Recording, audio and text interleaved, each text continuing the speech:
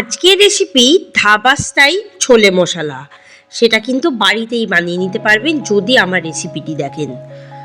প্রথম থেকে শেষ পর্যন্ত দেখার অনুরোধ রইল, চ্যানেলটিকে সাবস্ক্রাইবও করার অনুরোধ রইল আপনাদের কাছে। দেখে নেওয়া যাক রেসিপিটি। আমি এখানে 2 কাপ কাবলি ছোলা সারা রাত ভিজিয়ে রেখে 6টা হুইসেল বেড়ে সিদ্ধ করে নিয়েছি।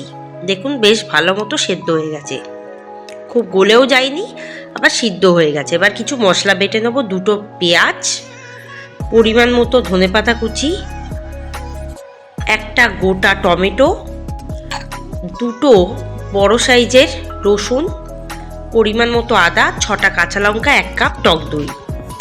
আর রসুনটা কিন্তু খোসা সমেতই বাটবো, কোনো রকম জল ছাড়াই বাটবো। পেঁয়াজ আর টমেটোর রসে বাটা হয়ে যাবে। এবার কড়াই দিয়ে দেবো 1 কাপ সর্ষের তেল। তেলটা ভালো মতো গরম হয়ে গেলে দিয়ে দেবো 2টো কুচিয়ে রাখা পেঁয়াজ। বড় সাইজের পেঁয়াজ হলে 2টি, ছোট সাইজের পেঁয়াজ হলে 4টি নিলেই হবে। পেঁয়াজটাকে খুব ভালো করে ভেজে দেব।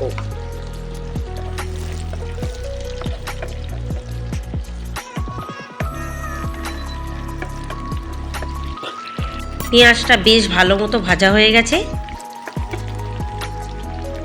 এরপর একে একে মশলা দেব। 1 চামচ হলুদ গুঁড়ো, 1 চামচ জিরের গুঁড়ো, 1 চামচ লঙ্কার গুঁড়ো, 1 চামচ লবণ আর 2 চামচ ছোলে মশলা সানরাইজের। ভীষণ খাঁটি, ভীষণ টেস্টি। এদিকে কিন্তু আমার মশলা দিয়ে কষা হয়ে গেছে পেঁয়াজটা। এবার কিন্তু 2টো কুচিয়ে রাখা টমেটো দিয়ে দেবো।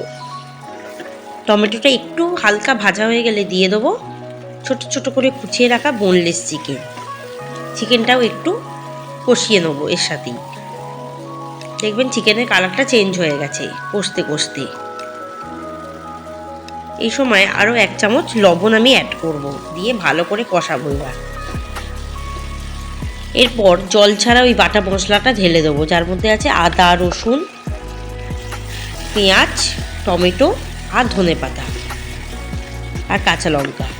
এবার দিয়ে ভালো করে কষিয়ে নেব। এই মশলাটা কষানোর ওপর কিন্তু স্বাদ নির্ভর করছে। আরও 1 চামচ দিয়ে দেবো গরম মশলা গুঁড়ো, দিয়ে ভালো করে এটাকে কষাবো।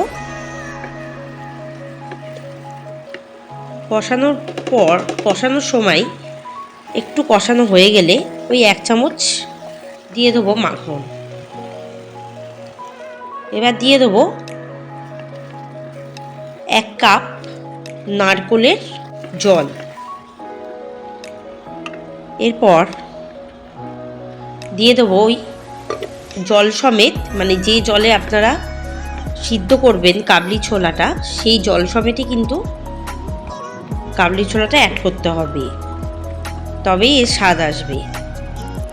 এরপর আরও 1 কাপ আমি নারকেলের জল দিয়ে দিলাম বা কোকোনাট ওয়াটার দিলাম।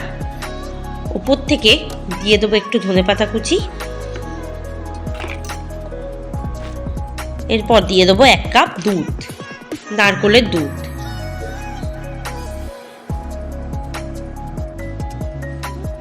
এবার দিয়ে দেবো 1 চামচ চিনি একটু স্বাদের জন্য, আর দিয়ে দেবো 1 চামচ ছোলে মশলা আর ধনেপাতা কুচি। দিয়ে এটাকে ভালো করে রান্না করব 15 থেকে 20 মিনিট। ওপর থেকে দিয়ে দেবো 2 টেবিল চামচ কাসুরি মেথি। দিয়ে এটাকে এবার হালকা আঁচে আমি রান্না করব। বেশ মাখা মাখা হবে এটা, কিন্তু খুব বেশি ঝোল ঝোল হবে না। আঁচটাকে মিডিয়ামে রেখে আমি কিন্তু এটাকে রান্না করব।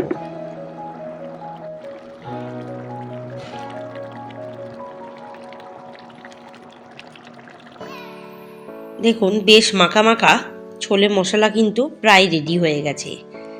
এবার কিন্তু এটা কিন্তু নান, পরোটা, লুচি, রুটির সাথে ভীষণই ভালো লাগবে এই গরম গরম ছোলে মশলা।